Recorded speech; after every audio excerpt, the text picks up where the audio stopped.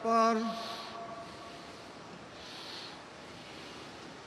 الله أكبر. الله أكبر. أشهد أن لا إله إلا الله.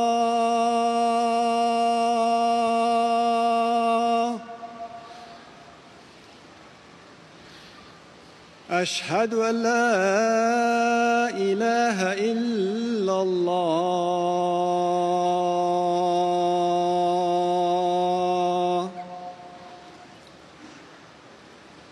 أشهد أن محمد رسول الله.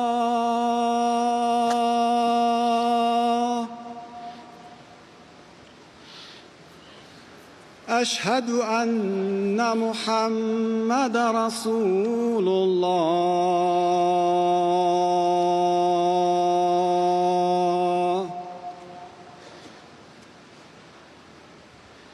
حي على الصلاة.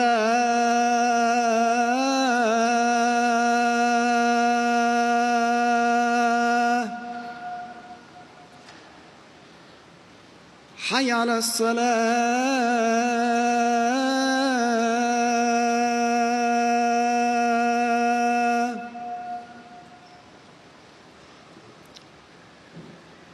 حي على الفلاح.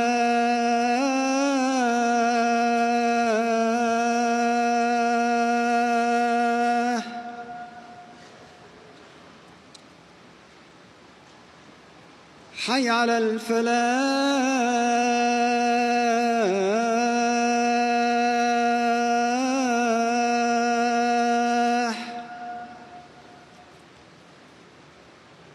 الله أكبر. الله أكبر. لا إله إلا الله.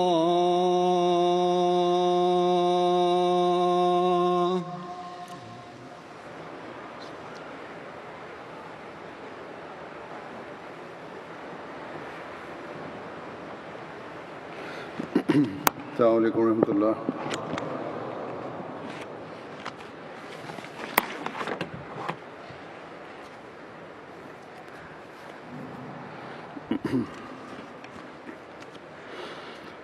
أشهد أن لا إله إلا الله وحده لا شريك له وأشهد أن محمدا عبده ورسوله.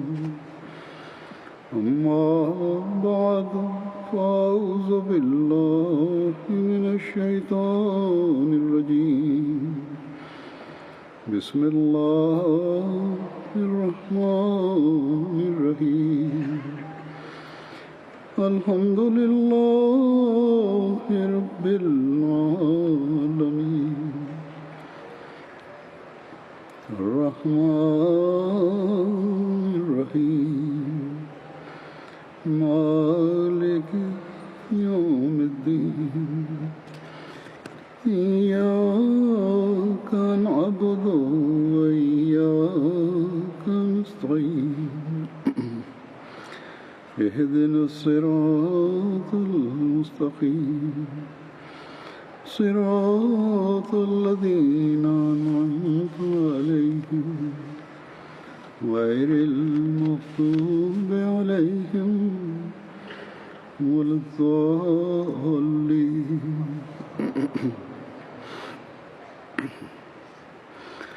आवाज़ आखिर तक आ रही है? ठीक है इंतज़ाम आपका? चेक किया?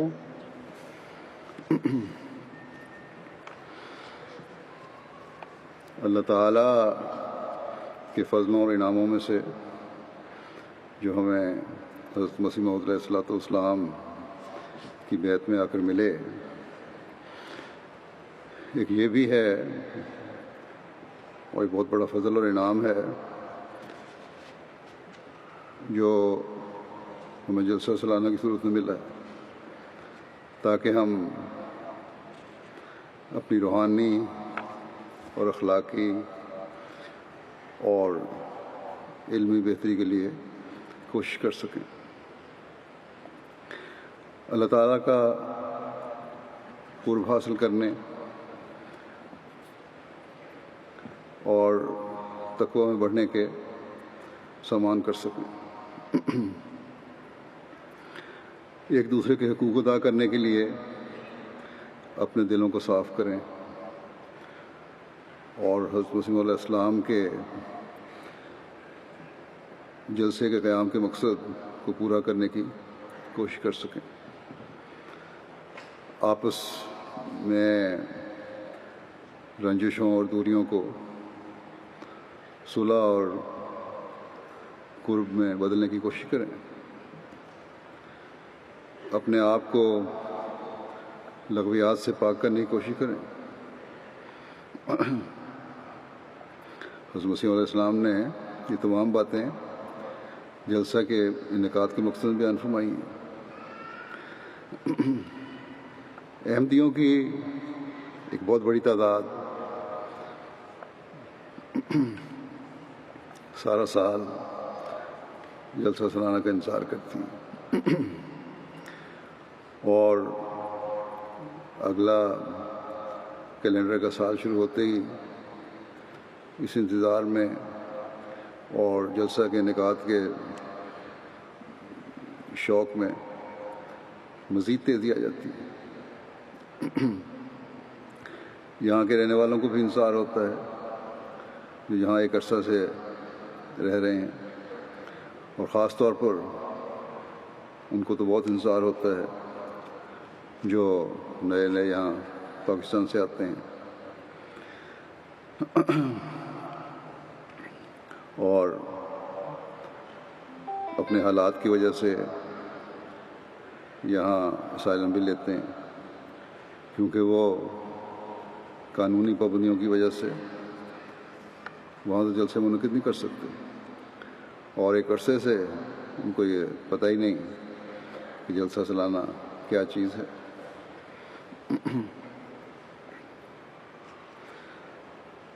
اور اب ان کی تعداد بھی سینکڑوں سے ہزاروں میں ہو گئی ہے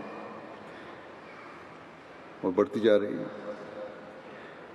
اسی طرح باہر کے ممالک سے صرف جلسے میں شامل ہونے والوں کی تعداد بھی بڑھتی جا رہی ہے، اور کافی تعداد میں لوگ آ رہے ہیں۔ جرمنی میں بھی اب اس سال تو افریقہ کے بھی بعض ممالک سے کچھ لوگ جلسے کے آئے ہیں، مقامی لوگ جن میں شامل ہیں۔ جلسے میں شامل ہونے کا شوق اور جلسے کا انتظار اس لیے ہوتا ہے اور ہونا چاہیے کہ جلسے کے انعقاد کے مقصد کو حاصل کرنے کی کوشش کریں، اور جو سوچ نہیں رکھتا اور اس نیت سے جلسے میں شامل نہیں ہوتا، اس کا جلسے کا انتظار بھی فضول اور لغو ہے، اور جلسے میں شامل ہونا بھی فضول اور لغو بات ہے۔ بس ہر شخص کو جو جلسے میں شامل ہو رہا ہے، مرد ہے یا عورت، اس بات کو پیش نظر رکھنا چاہیے کہ کیا وہ خدا تعالیٰ کی رضا کے حصول کی کوشش کر رہا ہے، یا یہ اس نیت سے جلسے میں شامل ہوا ہے، تقوی میں بڑھنے کی کوشش کر رہا ہے، اعلیٰ اخلاق کا مظاہرہ کرتے ہوئے ایک دوسرے کے حق ادا کرنے کی کوشش کر رہا ہے، یا اس سوچ کے ساتھ یہاں آیا ہے۔ اگر نہیں تو جیسا کہ میں نے کہا کہ جلسے پر آنا فضول ہے، اور کوئی فائدہ نہیں دے گا جلسے میں شمولیت۔ ماحول بے شک اثر ڈالتا ہے، لیکن اس ماحول کے اثر کو قبول کرنے کے لیے انسان کی اپنی کوشش کا بھی دخل ہے۔ بس اس کے لیے ہمیں کچھ کوشش کرنی ہوگی تاکہ ان تمام باتوں کا حصول ممکن ہو اور اللہ تعالیٰ کے فضلوں کو ہم جذب کرنے والے ہیں۔ اور پھر حضرت مسیح علیہ السلام کی جلسہ پڑھانے والوں کے لیے کی گئی دعاؤں کے بھی مستحق بنے۔ حضرت مسیح علیہ السلام نے ان لوگوں سے بیداری کا اظہار فرمایا ہے جو اس سوچ کے ساتھ اس جلسے میں شامل نہیں ہوتے اور اپنے عملوں کو اس کے مطابق نہیں ڈھالتے۔ آپ فرماتے ہیں کہ میں ہرگز نہیں چاہتا کہ حال کے پیرزادوں کی طرح صرف ظاہری شوقت دکھانے کے لیے اپنے مبائین کو اکٹھا کروں، بلکہ وہ علت غائی جس کے لیے میں ہیلہ نکالتا ہوں اصلاح خلق اللہ ہے۔ بس آپ نے واضح فرما دیا کہ ظاہری شان و شوکت اور دکھاوے کے لیے لوگوں کو جمع کرنا مقصد نہیں ہے۔ جس طرح گدی نشین پیر عرسوں اور میلوں کے نام پر لوگوں کو اکٹھا کر لیتے ہیں،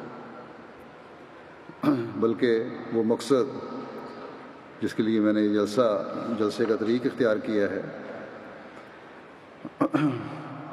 صرف یہ ہے کہ اللہ تعالیٰ کی مخلوق کی اصلاح ہو، وہ اللہ تعالیٰ کا حق بھی ادا کرنے والے ہوں اور آپس میں ایک دوسرے کا حق بھی ادا کرنے والے ہیں، اور اپنی اصلاح نہ کرنے والوں سے صرف بیزاری کا اظہار نہیں فرمایا آپ نے، بلکہ کراہت کا بھی اظہار فرمایا۔ 30,000 یا 35,000 یا 40,000 کی بھی حاضری ہو جاتی ہے تو اس کا کیا فائدہ ہے اگر آپ کی خواہش کو، حضرت مسیح علیہ السلام کی خواہش کو پورا کرتے ہوئے ہم بیعت کرنے کے بعد اپنے دل میں دنیا کی محبت لیے بیٹھے ہیں، اور اللہ اور رسول کریم صلی اللہ علیہ وسلم کی محبت اس دنیاوی محبت پر حاوی نہیں ہے، اور اللہ تعالیٰ اور اس کے رسول صلی اللہ علیہ وسلم کے احکامات کے مطابق ہم اپنی زندگیاں گزارنے والے نہیں، اور ان 3 دنوں میں بھی دنیا ہی ہمارے سامنے ہو۔ بس ہمیں ان باتوں پر غور کرنا چاہیے۔ چند دن پہلے رمضان ختم ہوا ہے جو ایک روحانی اصلاح اور ترقی کا مہینہ تھا، جس میں ذاتی عبادتیں اور روزے اور ذکر الہی کا موقع ہر ایک مومن کو میسر آیا، اور اب ایک اور 3 دن کا کیمپ ہے جس میں دینی اور علمی ترقی کے موقع کے ساتھ عبادتوں اور ذکر الہی کا ماحول بھی ہے، اور ان تمام باتوں کے اجتماعی اظہار کا بہتر موقع ہے۔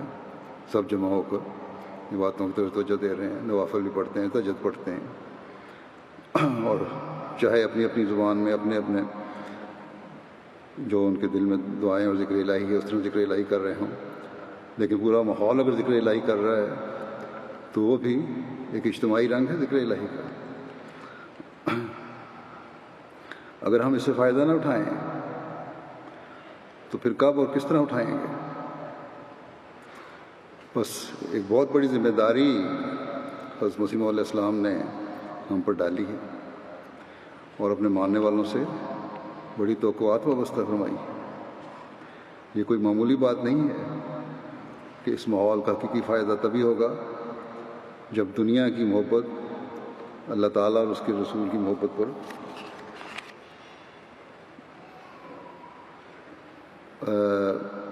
کے مقابلے میں ٹھنڈی ہو جائے گی۔ دنیا میں رہتے ہوئے دنیا کی محبت کو خدا اور اس کے رسول کی محبت کے مقابلے میں ثانوی حیثیت دینا، یہ بہت بڑی بات ہے، اور یہی چیز ہے جو حقیقی مومن بناتی ہے۔ دنیا کے کام بھی کرنے ہیں اس جلسہ کے 3 دنوں کے بعد، لیکن اس تربیت کا اور شمولیت کا فائدہ تبھی ہوگا کہ دنیا کے کاموں کے باوجود دین کو دنیا پر ہم مقدم کریں گے۔ ان 3 دنوں میں خاص طور پر دنیا کی محبت بالکل ٹھنڈی کرنی ہوگی۔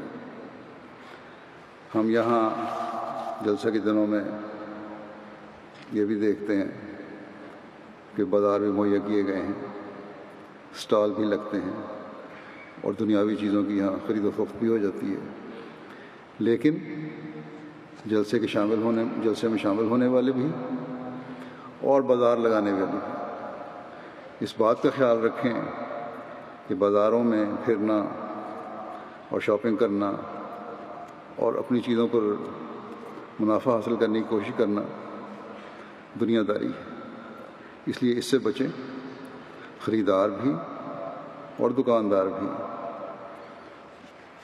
اور جلسہ جو لوگ ہیں یہ جلسہ کی کارروائی خاص طور پر دونوں توجہ سے سنیں، اور اس کے بعد وقفوں میں دونوں کا ہی حق ہے، دونوں کو اجازت ہے کہ بازاروں میں جائیں، لیکن پھر بازار کا حق ادا کرنے کی کوشش کریں۔ اور بازاروں کے حق یہ ہیں کہ وہاں چلتے پھرتے ایک دوسرے کو سلام کریں، ذکر الہی میں مصروف رہیں، دکانوں پر رش کر کے دھکم پیل نہ کریں کسی خاص چیز کو دیکھنے کے بعد، دکاندار جائز منافع سے اپنی چیزیں فروخت کریں، کسی کی مجبوری سمجھ کر ناجائز منافع نہ کمائیں۔ بازاروں میں بھی جیسا کہ میں نے کہا ذکر الہی مستقل کرتے رہیں، جو دکاندار ہیں وہ بھی اس دوران میں بھی کرتے رہیں۔ یہ ظاہری شکل میں ہم اختیار کریں گے تو ہمارے دلوں کی حالت بھی بدلے گی اور ہمارے اندر تقوی پیدا ہوگا، اللہ تعالیٰ کی محبت پیدا ہوگی۔ حضرت مسیح علیہ الصلوۃ والسلام ہمارے اندر یہ نیکیاں پیدا کرنے اور تقوی کا معیار بلند کرنے کے لیے مزید فرماتے ہیں کہ خدا تعالیٰ نے جو اس جماعت کو بنانا چاہا ہے تو اس سے غرض یہی رکھی ہے کہ وہ حقیقی معرفت جو دنیا سے مفقود ہو گئی تھی اور وہ حقیقی تقوی و طہارت جو اس زمانے میں پائی نہیں جاتی تھی اسے دوبارہ قائم کرے۔ پھر آپ ایک موقع پر ہمیں اپنے تقوی کے معیار بلند کرنے کی تلقین کرتے ہوئے فرماتے ہیں کہ اے وہ تمام لوگو جو اپنے تئیں میری جماعت شمار کرتے ہو، آسمان پر تم اس وقت میری جماعت شمار کیے جاؤ گے جب سچ مچ تقوی کی راہوں پر قدم مارو گے۔ پھر ایک جگہ اللہ تعالیٰ کی عظمت اور محبت دلوں میں پیدا کرنے کی طرف توجہ دلاتے ہوئے آپ فرماتے ہیں کہ خدا کی عظمت اپنے دلوں میں بٹھاؤ اور اس کی توحید کا اقرار نہ صرف زبانی بلکہ عملی طور پر کرو، تا خدا بھی عملی طور پر اپنا لطف و احسان تم پر ظاہر کرے۔ بس یہ باتیں ہیں جنہیں ہمیں ہر وقت اپنے سامنے رکھنا چاہیے کہ کس طرح ہم نے حقیقی تقوی پیدا کرنا ہے۔ کسی ایک نیکی کو بجا لانا تقوی نہیں ہے، بلکہ حضرت مسیح علیہ السلام نے ایک جگہ یہ بھی فرمایا ہے کہ تمام قسم کی نیکیاں بجا لانا، خدا تعالیٰ اور اس کے بندوں کے تمام قسم کے حقوق ادا کرنا اصل تقوی ہے۔ اس لحاظ سے اگر ہم جائزہ لیں تو خود ہی ہمارے سامنے ہماری حالتوں کی جو صورت بنتی وہ آ جائے گی۔ بعض لوگ باہر جماعتی کاموں میں اچھے ہیں تو گھروں میں بیوی بچے ان سے تنگ آئے ہوئے ہیں، بعض گھروں کے حق ادا کر رہے ہیں تو اللہ تعالیٰ کے حق اور اس کی عبادت کی طرف توجہ نہیں ہے، اس قسم کی شکایتیں ملتی ہیں۔ بعض بظاہر عبادت کرنے والے ہیں تو معاشرے کے آپس کے معاملات میں ایک دوسرے کا حق مارنے والے ہیں۔ بعض دنیا والوں کے سامنے بعض نیکیاں کرنے والے ہیں تو صرف دکھاوے کے لیے، اور بھول جاتے ہیں کہ اللہ تعالیٰ ہماری نیتوں کو بھی جانتا ہے اور وہ ہمیں ہر حال میں دیکھ رہا ہے۔ بس حضرت مسیح علیہ السلام نے فرمایا کہ میری جماعت شمار ہونے کے لیے، اللہ تعالیٰ کی محبت حاصل کرنے کے لیے، اس کے فضلوں کا وارث بننے کے لیے، اللہ تعالیٰ کے لطف و احسان کو حاصل کرنے کے لیے ہر جہت سے اور ہر پہلو سے اپنی عملی حالتوں کو درست کرنے کی ضرورت ہے۔ اور یہ جلسے کے اہتمام اسی غرض کے لیے کیے گئے ہیں کہ نیکیوں کی ادائیگی کی طرف توجہ پیدا ہو۔ ہمیں ایک اور جو مقررین ہیں وہ بھی اس طرف توجہ دلاتے رہیں اپنی تقریروں میں، ہمیں ایک ماحول میں رہ کر اس طرف توجہ دلائی جاتی رہے کہ ہمارے ہر عمل میں خدا تعالیٰ کی رضا کے حصول کی جھلک نظر آنی چاہیے۔ اس مقصد کو حاصل کرنے کے لیے ایک موقع پر حضرت مسیح علیہ السلام نے فرمایا کہ یاد رکھیں یا یاد رکھو، کامل بندے اللہ تعالیٰ کے وہی ہوتے ہیں جن کی نسبت فرمایا ہے کہ لا تلہیہم تجارتوں ولا بیع عن ذکر اللہ، یعنی جنہیں نہ کوئی تجارت نہ خرید و فروخت اللہ کے ذکر سے غافل رکھتی ہے۔ فرمایا کہ جب دل خدا کے ساتھ سچا تعلق اور عشق پیدا کر لیتا ہے تو اس سے الگ ہوتا ہی نہیں۔ اس کی کیفیت آپ فرماتے ہیں کہ اس طریق پر سمجھ آ سکتی ہے کہ جیسے کسی کا بچہ بیمار ہو تو خواہ وہ کہیں جاوے، کسی کام میں مصروف ہو، مگر اس کا دل اور دھیان اس بچے میں رہے گا۔ اس طرح پر جو لوگ خدا تعالیٰ کے ساتھ سچا تعلق اور محبت پیدا کرتے ہیں وہ کسی حالت میں بھی خدا کو فراموش نہیں کرتے۔ بس یہ وہ حالت ہے جو حضرت مسیح علیہ السلام ہمیں دیکھنا چاہتے ہیں، اور اس حالت کے پیدا کرنے کی کوشش کے لیے ہم یہاں جمع ہوئے ہیں۔ ہم میں سے ہر ایک کو کوشش کرنی چاہیے اور خدا تعالیٰ سے دعا بھی کرنی چاہیے کہ ہم اس حالت کے حاصل کرنے والے بن سکیں، اور جب ہم یہ حالت پیدا کریں گے اور اس کے لیے کوشش کریں گے تو پھر اللہ تعالیٰ بھی ہمیں یاد رکھے گا، جیسا خود اس نے فرمایا ہے کہ اذکروا اللہ یذکرکم۔ بس کتنے خوش قسمت ہیں وہ لوگ جن کا اللہ تعالیٰ ذکر کرے، انہیں یاد رکھے۔ ہمارا مولا ہمیں صرف اس بات پر اتنا نوازے کہ ہم دنیاوی مصروفیات میں اپنے مولا کو نہیں بھولے، اور ان دنوں میں خاص طور پر اس بات کی ہمیں کوشش کرنی چاہیے کہ ہم خدا تعالیٰ کا حقیقی ذکر کریں، اور پھر اللہ تعالیٰ ہمیں یاد رکھ کر اپنے فضلوں کا مولد بنائے۔ بس جلسے میں آنے والے بھی اور ڈیوٹیاں دینے والے بھی ان دنوں میں ذکر الہی سے اپنی زبانوں کو تر رکھنے کی کوشش کریں اور خدا تعالیٰ کا قرب حاصل کرنے والے بنیں۔ اس سے بڑی اور کیا بات ہمارے لیے ہوگی کہ اللہ تعالیٰ ہمیں یاد رکھے۔ بس اس کے حصول کے لیے ہمیں کوشش کرنی چاہیے، اور تبھی ہم حضرت مسیح علیہ السلام کے ارشاد کے مطابق آسمان پر آپ کی جماعت شمار ہوں گے۔ حضرت مسیح علیہ السلام کے یہ الفاظ ہمیں فکر میں ڈالنے والے ہونے چاہیے کہ آسمان پر میری جماعت تب شمار ہوگے جب سچ مچ تقویٰ کی راہوں پر قدم مارو گے۔ بیعت کے بعد بہت سے لوگ ہیں ہم میں سے جو اپنے عزیزوں کی طرف سے بھی دھتکارے گئے ہیں، یہاں ہجرت کر کے آپ میں سے بہت سے اس لیے آئے کہ احمدی ہونے کی وجہ سے مخالفین احمدیت کی دشمنی کا سامنا کرنا پڑا۔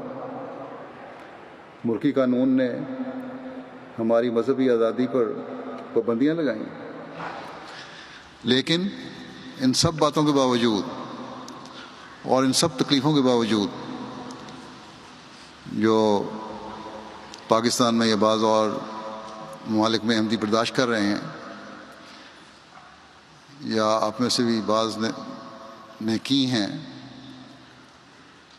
پھر ہم اپنے عملوں کی کمی کی وجہ سے حضرت مسیح موعود علیہ السلام کی جماعت میں شمار نہ ہوں اور ان لوگوں میں اور ان خوش قسمت لوگوں میں شامل نہ ہوں جن کا ذکر اللہ تعالیٰ فرماتا ہے، تو یہ کتنا گھاٹے کا سودا ہے۔ بس ان دنوں میں بہت دعائیں کریں، اور ہمیں یہ دعائیں کرنی چاہیے کہ ہم ان لوگوں میں شمار نہ ہوں جن سے خدا تعالیٰ راضی نہیں، بلکہ ان لوگوں میں شامل ہوں جن کا ذکر خدا تعالیٰ فرماتا ہے، خدا تعالیٰ سے ہم پختہ تعلق جوڑنے والے ہوں، اپنے دلوں کے اندھیروں کو مٹانے والے ہوں، یہاں جلسہ کی کارروائی کے دوران بھی اور وقفوں میں بھی اور رات کو بھی اللہ تعالیٰ کے ذکر کے ساتھ یہ دعا مانگیں اور عہد کریں کہ اے خدا، ہم نیک نیت ہو کر تیرے مسیح کے جاری کردہ اس جلسے میں شامل ہوئے، جو یقیناً تیری خاص تائیدات اور اذن سے جاری ہوا۔ اس میں تیری رضا کے حصول اور تیرے ذکر میں بڑھنے اور تیری محبت کے حصول کے لیے شامل ہوئے ہیں۔ اپنی ان تمام برکات سے ہمیں متمتع فرما جو تو نے اس جلسے سے وابستہ کی ہیں، اور ہمارے اندر وہ پاک تبدیلیاں پیدا فرما جو تو چاہتا ہے، اور جس کو قائم کرنے کے لیے تو نے حضرت صلی اللہ علیہ وسلم کے غلام صادق کو اس زمانے میں بھیجا ہے، تاکہ ہم اس کی بیعت میں حقیقی رنگ میں شامل ہونے والے بن سکیں۔ بس جب ہم اللہ تعالیٰ سے مدد مانگتے ہوئے اور درود و استغفار کرتے ہوئے یہ دن گزاریں گے، اپنے دلوں کو خالص اللہ تعالیٰ کے لیے کریں گے،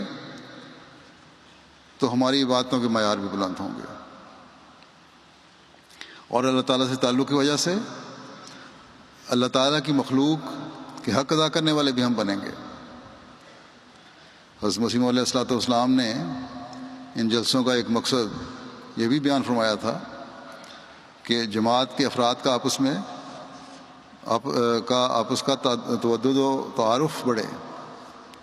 بس جہاں نئے آنے والوں سے احمدیت کے رشتے کی وجہ سے محبت اور تعارف کا رشتہ قائم ہوگا، وہاں یہ بھی ضروری ہے کہ پرانے رشتوں میں مزید محبت پیدا ہو۔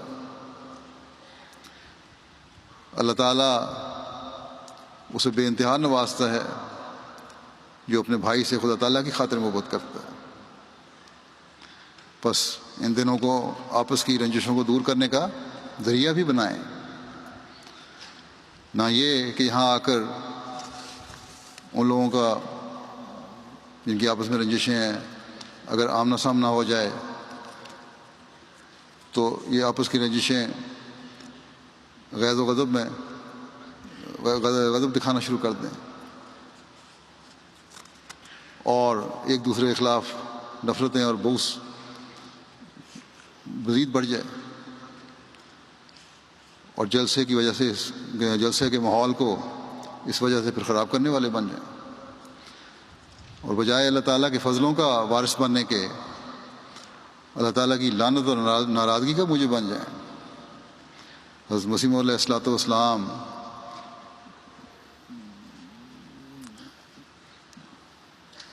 نے جلسہ سالانہ کو بھی شاعر اللہ میں داخل فرمایا ہے، شامل فرمایا ہے۔ تو جو لوگ شاعر اللہ کے تقدس کو نقصان پہنچاتے ہیں وہ اللہ تعالیٰ کے غضب کے نیچے آتے ہیں۔ بس بڑے خوف کا مقام ہے۔ جن کی ناراضگیاں ہیں ان کو چاہیے کہ فوراً ایک دوسرے کے لیے صلح کے ہاتھ بڑھائیں، اور اب ایسا ماحول پیدا کریں جہاں اناؤں کے خولوں میں بند ہونے کے بجائے اور اس آگ میں جلنے اور حسد کی آگ میں جلنے کے بجائے سلامتی اور صلح کا خوبصورت ماحول پیدا کریں۔ حضرت صلی اللہ علیہ وسلم کے اس ارشاد کو ہمیشہ اپنے سامنے رکھنا چاہیے کہ مسلمان وہ ہے جس کے ہاتھ اور زبان سے کسی مسلمان کو تکلیف نہ پہنچے۔ ہمیں جائزہ لینا چاہیے کہ کیا یہ ارشاد ہماری حالتوں کی عکاسی کرتا ہے، ہمارے عمل اس کے مطابق ہیں؟ کیا ہم دعوے سے کہہ سکتے ہیں کہ ہم 100% اس پر عمل کرنے والے ہیں؟ اگر یہ سچ ہے، اگر ہر کوئی یہ کہتا ہے سچ ہے، تو پھر قضاء میں کوئی معاملہ آنا نہیں چاہیے ہمارا، اور ملکی عدالتوں میں حقوق کے حصول کے لیے مقدمات جانے ہی نہیں چاہیے۔ مجھے بڑے افسوس سے یہ بھی کہنا پڑ رہا ہے کہ بعض لوگ یہاں جلسہ پر آتے ہیں اور ذرا ذرا سی بات پر پرانے کینوں اور رنجشوں کی وجہ سے جلسے کے دنوں میں اس ماحول میں بھی دست و گریبان ہو جاتے ہیں، لڑائیاں شروع ہو جاتی ہیں،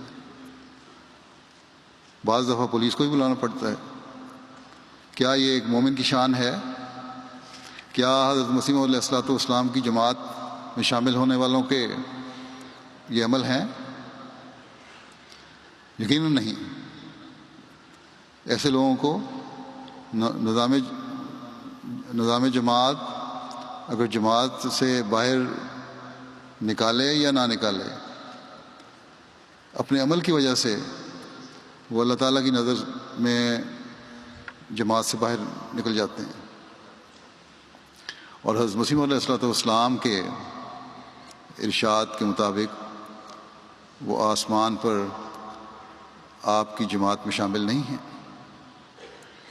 بس اپنے جائزے لیں، دو عملیاں نہ ہوں۔ اپنے دلوں کے میل ایسے لوگوں کو نکالنے چاہیے، اور اللہ تعالیٰ کی رضا حاصل کرنے کے لیے عفو، درگزر اور صلح کے طریقے اختیار کرنے چاہیے۔ دنیا کو یہ بتائیں کہ حضرت مسیح موعود علیہ الصلوۃ والسلام کی بیعت میں آ کر ہماری روحانی اور اخلاقی حالتوں میں ایک انقلابی تبدیلی ہوئی ہے۔ اس طرح عہدیداران ہیں اور جلسہ کی ڈیوٹی دینے والے ہیں، وہ ان دنوں میں خاص خیال رکھیں کہ ان کے اخلاق کے معیار بہت بلند ہونے چاہیے۔ جن کی کسی سے عام دنوں میں کوئی رنجش تھی بھی تو جلسے کے ماحول میں اسے صلح اور صفائی میں بدلنے کے لیے پہل کرنی چاہیے ان کارکنوں کو، نہ یہ کہ بدلے لینے کی صورت پیدا کریں۔ جلسہ پر آنے والا ہر شخص مہمان ہے، اور ہر عہدیدار اور ہر کارکن کا کام ہے کہ ہر قسم کی ذاتی رنجشوں کو دور کر کے اعلیٰ ظرفی اور مہمان نوازی کا مظاہرہ کریں۔ عہدیداروں کو یہ خاص ذمہ داری ہے کہ ان میں برداشت کا مادہ زیادہ ہونا چاہیے۔ بس عہدیدار اپنے آپ کو ہر حال میں خادم سمجھیں، اور افراد جماعت اور جلسے میں شامل ہونے والے عہدیداروں کو نظام جماعت کا نمائندہ سمجھیں۔ تو تبھی کھچاؤ اور لڑائیوں کے ماحول میں بہتری آ سکتی ہے، آپس کی رنجشیں دور ہو سکتی ہیں۔ مجھے یہ بھی افسوس سے کہنا پڑتا ہے کہ یہاں بعض جماعتوں کے عہدیداروں نے اپنے عہدوں کا خیال نہیں رکھا، جلسے کے ماحول کی بات نہیں کر رہا، عام حالات میں بھی اپنی جماعتوں کی جماعتی ذمہ داریوں میں اور خدمت دین کو اللہ تعالیٰ کے فضل کے بجائے دنیاوی عہدے کی طرح سمجھا ہے، جس کی وجہ سے انہیں تبدیل بھی کرنا پڑا ہے۔ بس ایسے لوگ اگر یہاں جلسے پر آئے ہیں تو عبادت، ذکر الہی اور عاجزی میں بڑھنے کی کوشش کریں۔ اگر ان کے خیال میں ان کے بارے میں غلط فیصلے بھی ہوئے ہیں تب بھی عاجزانہ راہیں اختیار کریں، اور عاجزانہ راہیں اختیار کر کے اللہ تعالیٰ کے آگے جھکیں اور نظام جماعت کے بارے میں دلوں میں رنجش نہ لائیں۔ اگر غلط فیصلے ہیں تو اللہ تعالیٰ تو ہر چیز کا علم رکھنے والا ہے، وہ جانتا ہے، غیب کا بھی علم رکھتا ہے، حاضر کا بھی علم رکھتا ہے۔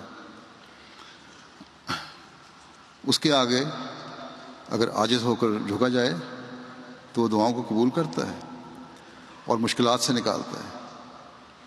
ہمیشہ یاد رکھنا چاہیے کہ اصل چیز عہدہ نہیں، بلکہ اصل چیز اپنے بیعت کے حق کو ادا کرنا ہے، چاہے کوئی عہدے دار ہے یا فرد جماعت ہے۔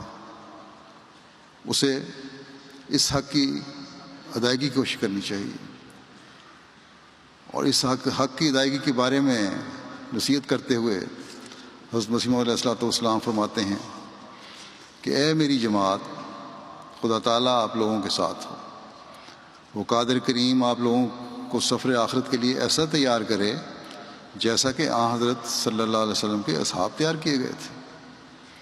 خوب یاد رکھو کہ دنیا کچھ چیز نہیں ہے، لعنتی ہے وہ زندگی جو محض دنیا کے لیے ہے، اور بدقسمت ہے وہ جس کا تمام ہم و غم دنیا کے لیے ہے۔ ایسا انسان اگر میری جماعت میں ہے تو وہ ابس طور پر میری جماعت میں اپنے تئیں داخل کرتا ہے، کیونکہ وہ اس خشک ٹہنی کی طرح ہے جو پھل نہیں لائے گی۔ فرمایا، اے سعادت مند لوگو، تم زور کے ساتھ اس تعلیم میں داخل ہو جو تمہاری نجات کے لیے مجھے دی گئی ہے۔ تم خدا کو واحد لا شریک سمجھو اور اس کے ساتھ کسی چیز کو شریک مت کرو، نہ آسمان میں نہ زمین میں،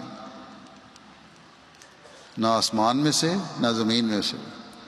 خدا اسباب کے استعمال سے تمہیں منع نہیں کرتا، لیکن جو شخص خدا کو چھوڑ کر اسباب پر ہی بھروسہ کرتا ہے وہ مشرک ہے۔ قدیم سے خدا کہتا چلا آیا ہے کہ پاک دل بننے کے سوا نجات نہیں۔ سو تم پاک دل بن جاؤ اور نفسانی کینوں اور غصوں سے الگ ہو جاؤ۔ انسان کے نفس امارہ میں کئی قسم کی پلیدیاں ہوتی ہیں، مگر سب سے زیادہ تکبر کی پلیدی ہے۔ اگر تکبر نہ ہوتا تو کوئی شخص کافر نہ ہوتا۔ سو تم دل کے مسکین بن جاؤ، عام طور پر بنی نوع کی ہمدردی کرو، جبکہ تم انہیں بہشت دلانے کے لیے واعظ کرتے ہو۔ سو یہ واعظ تمہارا کب صحیح ہو سکتا ہے اگر تم اس چند روزہ دنیا میں ان کی بدخواہی کرو۔ خدا تعالیٰ کے فرائض کو دلی خوف سے بجا لاؤ کہ تم ان سے پوچھے جاؤ گے۔ نمازوں میں بہت دعا کرو کہ تا خدا تمہیں اپنی طرف کھینچے اور تمہارے دلوں کو صاف کرے، کیونکہ انسان کمزور ہے۔ ہر ایک بدی جو دور ہوتی ہے وہ خدا تعالیٰ کی قوت سے دور ہوتی ہے، اور جب تک انسان خدا سے قوت نہ پاوے کسی بدی کے دور کرنے پر قادر نہیں ہو سکتا۔ اسلام صرف یہ نہیں ہے کہ رسم کے طور پر اپنے تئیں کلمہ گو کہلاؤ، بلکہ اسلام کی حقیقت یہ ہے کہ تمہاری روحیں خدا تعالیٰ کے آستانے پر گر جائیں اور خدا اور اس کے احکام ہر ایک پہلو کے روح سے تمہاری دنیا پر تمہیں مقدم ہو جائیں۔ بس یہ وہ معیار ہے جس پر ہم میں سے ہر ایک کو پورا اترنے کی کوشش کرنی چاہیے، عہدیداروں کو بھی، کارکنوں کو بھی اور افراد جماعت کو بھی۔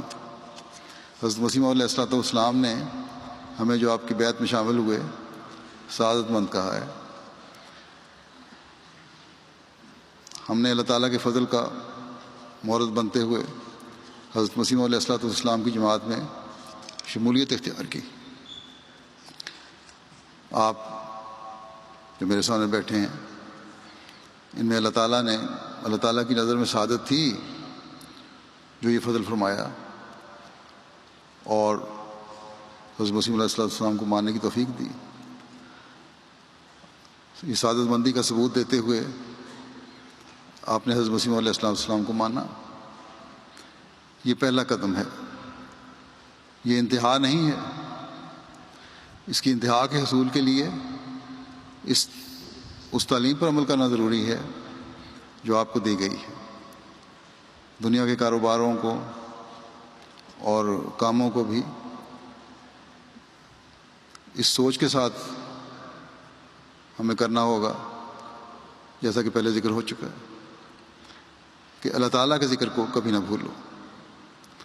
اللہ تعالیٰ دنیاوی کاروباروں سے منع نہیں کرتا، بلکہ یہ ضروری ہے، بلکہ اللہ تعالیٰ اس بات سے روکتا ہے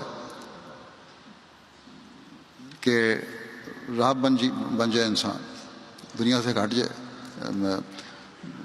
ایسی زندگی گزارے جو دنیا سے کٹی ہوئی زندگی ہو۔ دنیا میں رہنے کو اللہ تعالیٰ فرماتا ہے، لیکن یہ ضروری ہے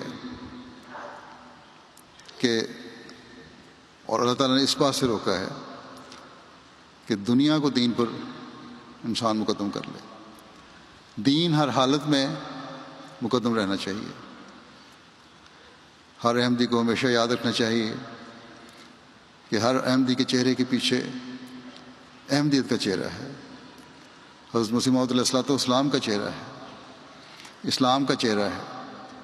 بس ہر احمدی کی ذمہ داری ہے کہ ان چہروں کی حفاظت کرے، اور جن کو اللہ تعالیٰ نے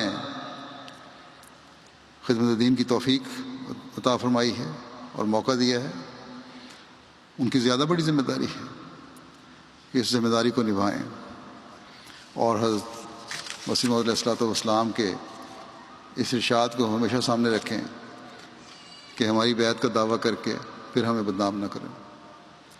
بس اس ارشاد کو ہمیشہ اپنے سامنے رکھنا چاہیے۔ اس سے کوئی یہ نہ سمجھے کہ یہ صرف عہدے داروں کے لیے ہے اور باقی اس سے بری ذمہ ہیں۔ حضرت مسیح موعود علیہ السلام نے ہر شخص جو آپ کی بیعت میں شامل ہے اس سے یہ فرمایا ہے۔ اس لیے ہمیں اپنے قول و فعل میں کبھی تضاد نہیں رکھنا چاہیے، ورنہ ہماری بیعت کے دعوے، جیسا کہ میں نے پہلے بھی کہا تھا، کھوکھلے دعوے اور جلسے میں شمولیت صرف دنیا داری ہے۔ حضرت مسیح علیہ السلام کی ایک دعا اس وقت میں پیش کرتا ہوں، جس سے آپ کے درد کا اظہار ہوتا ہے جو آپ کے دل میں اپنے ماننے والوں کے لیے ہے۔ آپ علیہ السلام فرماتے ہیں، میں دعا کرتا ہوں اور جب تک مجھ میں دم زندگی ہے کیے جاؤں گا، اور دعا یہی ہے کہ خدا تعالیٰ میری اس جماعت کے دلوں کو پاک کرے اور اپنی رحمت کا ہاتھ لمبا کر کے ان کے دل اپنی طرف پھیر دے اور تمام شرارتیں اور کینے ان کے دلوں سے اٹھا دے اور باہمی سچی محبت عطا کر دے۔ اور میں یقین رکھتا ہوں کہ یہ دعا کسی وقت قبول ہوگی اور خدا میری دعاؤں کو ضائع نہیں کرے گا۔ اللہ تعالیٰ سے ہمیں یہ دعا کرنی چاہیے کہ یہ دعا ہمارے حق میں پوری ہو، ہماری نسلوں کے حق میں پوری ہو، اور قیامت تک ہماری نسلیں بھی اس دعا سے فیض اٹھاتی چلی جائیں۔ حضرت مسیح علیہ السلام کی دعا کی قبولیت کے لیے ہمیں عملی کوشش بھی کرنی ہوگی، اپنی حالتوں کو بدلنا بھی ہوگا کوشش کر کے، اور درد دل سے دعا بھی کرنی ہوگی۔ اللہ تعالیٰ ہمیں اس کی توفیق بھی عطا فرمائے۔ اس دعا کے اگلے حصے میں آپ نے یہ بھی دعا کی ہے جس کے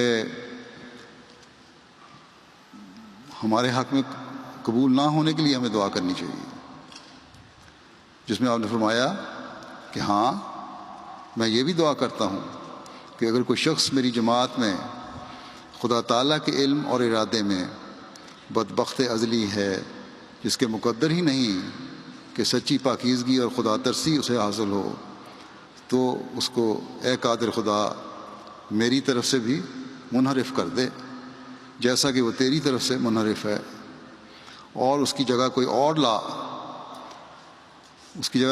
لا جس کا دل نرم اور جس کی جان میں تیری طلب ہو۔ اللہ تعالیٰ ہمیں ایسی حالت سے بچائے جس میں ہم خدا تعالیٰ اور اس کے فرستادے سے منحرف ہونے والے ہوں، ہمارے ایمانوں کو ہمیشہ سلامت رکھے بلکہ اس میں اضافہ کرتا چلا جائے، اور ہم ان تمام دعاؤں کے حاصل کرنے والے بنیں جو آپ نے اپنے ماننے والوں کے لیے اور ان کے حق میں کی ہیں۔ جلسہ کے بابرکت اور ہر قسم کے شر سے محفوظ رہنے کے لیے بھی دعائیں کرتے رہیں ان دنوں میں، اور محتاط بھی رہیں، دائیں بائیں نظر بھی رکھیں۔ اللہ تعالیٰ ہر شریر کی شرارت، ہر حاسد کی حسد سے ہمیں بچاتا رہے۔